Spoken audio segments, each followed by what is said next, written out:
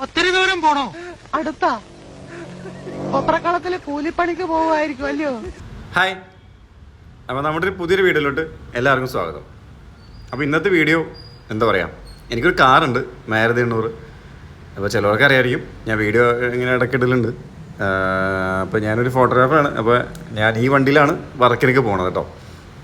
അപ്പോൾ ഞായറാഴ്ച ആയിരുന്നു എനിക്ക് വർക്കുണ്ടായത്. അപ്പോൾ അന്ന് രാവിലെ വണ്ടി എടുത്ത ടൈമിൽ തൊട്ട് ഭയങ്കര എന്തൊക്കെയോ മിസ്സിങ്ങും ഒരു ഒരു ഒരു എന്തൊക്കെയോ പോലെ ആയിരുന്നു വണ്ടി മൊത്തത്തിൽ. പിന്നെ ഒരു പ്രകാരത്തിൽ ഞാൻ നേരെ വണ്ടി എടുത്ത് പോയി. ചെറുക്കൻ്റെ വീട്ടിൽ നിന്ന് വണ്ടി സ്റ്റാർട്ട് ചെയ്ത ടൈമിൽ വണ്ടി സ്റ്റാർട്ടാവുണ്ടായില്ലാണ്. കുറേ നേരം അടിച്ചാൽ വണ്ടി സ്റ്റാർട്ടാവണം. പിന്നെ നേരെ അവിടെ നിന്ന് പോയി വീണ്ടും വണ്ടി സ്റ്റാർട്ടായി. പിന്നെ ചെറിയ ചെറിയ മിസ്സിങ് പോലെ എന്ന് വെച്ചാൽ എന്താ പറയുക, വണ്ടി ഇങ്ങനെ ഓഫായി പോകുന്നൊരു രീതിയിലായിരുന്നു വണ്ടി മൊത്തത്തിൽ. അങ്ങനെ നേരെ എടപ്പള്ളി ലുലുമാളിൽ അവിടെ ചെറിയൊരു ഹോളുണ്ട്, എന്തോ ഒരു അല്ലമീൻ എന്ന് പറഞ്ഞ ഹോളാണ്.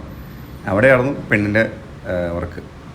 അവിടെ എത്താൻ ഒരു എന്താ പറയുക 50 മീറ്റർ മുന്നേ വണ്ടി ഓഫായിപ്പോയി. അത് കഴിഞ്ഞ് പിന്നെ വണ്ടി സ്റ്റാർട്ടാവുണ്ടായില്ലായിരുന്നു.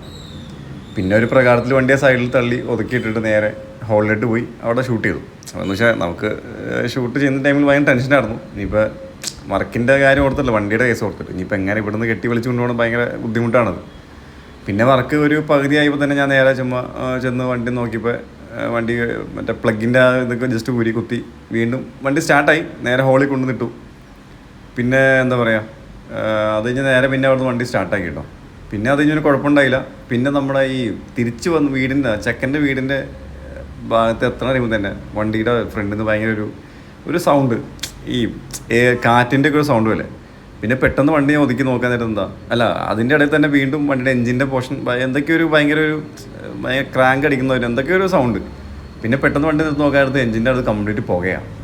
പിന്നെ വണ്ടി ആ സൈഡിൽ വീണ്ടും ഒതുക്കിയിട്ട് നേരെ അവിടെ നിന്ന് ഓട്ടോ വിളിച്ച് നേരെ ചെറുക്കൻ്റെ വീട്ടിൽ പോയി.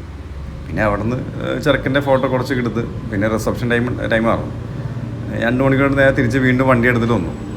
അപ്പോൾ അപ്പോഴാണ് ശരിക്കും മനസ്സിലായത് കാർബറേറ്ററിൻ്റെ അവിടെ മൊത്തം കംപ്ലൈൻറ്റ്. അതായത് അതിൻ്റെ അവിടെ നിന്ന് ലീക്കാണ്, ഒട്ടും കൂളൻ്റ് ഒന്നുമില്ല. പിന്നെ അവിടെ നിന്നൊരു കുപ്പിയിൽ വെള്ളം നിറച്ച് നേരെ ഞങ്ങൾ ഒഴിച്ച് വണ്ടി സെറ്റാക്കി. ഒഴിച്ചിട്ട് വീണ്ടും ഇത് ഡാമേജ് ആയതുകൊണ്ട് തന്നെ വെള്ളം എല്ലാം പുറത്തിട്ട് പോയിക്കൊണ്ടിരിക്കുക. പിന്നെ ഒരു പ്രകാരത്തിൽ വണ്ടി വീട്ടിൽ കൊണ്ടുപോയി ഇട്ടു.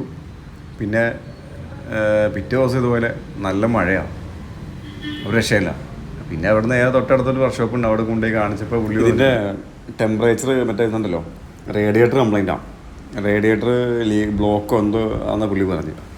പിന്നെ ഇത് ക്ലീൻ ചെയ്താൽ 1000-600 രൂപ അങ്ങോട്ട് ആവുകയാണ്.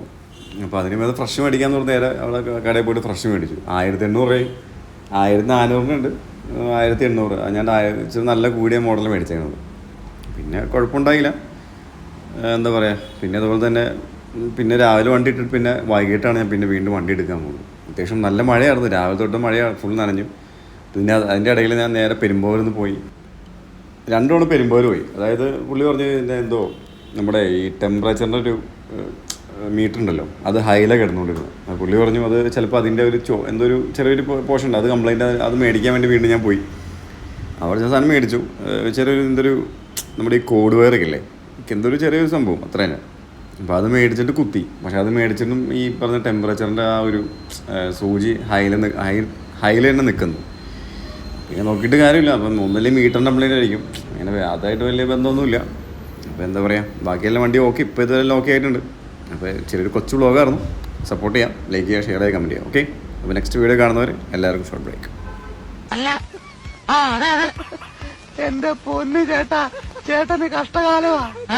കണ്ണിച്ചോരില്ലാത്തവന്മാരാ.